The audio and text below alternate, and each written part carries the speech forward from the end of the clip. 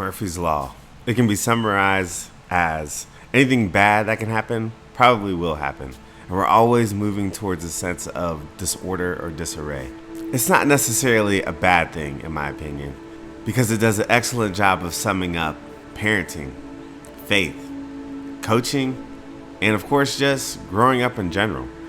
The sense that we can't be satisfied with complacency or getting too relaxed and just accepting the status quo. We're always working towards getting better, improvement.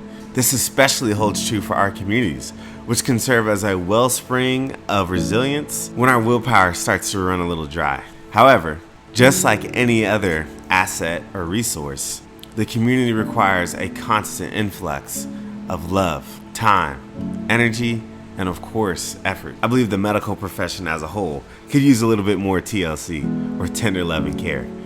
And this is where having a system in place that serves as a backup generator for hope can actually lead to saving lives and reducing issues like burnout or moral injury that just comes with the nature of the job. The following clip is not only about loving thy neighbor, but also knowing thy neighbor. And from the perspective of mental wellness, decompression, and empowering our own villages as a whole, we could all definitely use the help. I believe that there's power in how we communicate and interact with each other, and ultimately build systems that make non-related interactions the new normal to enhancing what we do as a professional team.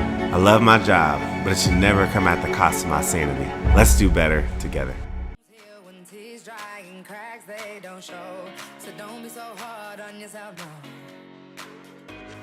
Community. It's not just where we live or share an adjacent fence post. It's how we live and interact. The stories we tell. It's the wisdom we share. It's the love we build.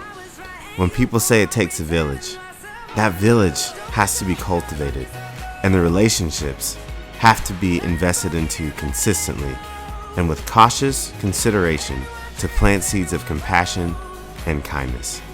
Because the best insurance we can have is that of friends that treat each other like family, and bonds that transcend generations. In a world constantly at odds because of our differences, it is our diversity that makes us stronger. Hope you got just a taste of what it takes to build a melanated medical community. Stay tuned and subscribe for Phase 2, which is sure to have just a pinch of Caribbean vibes.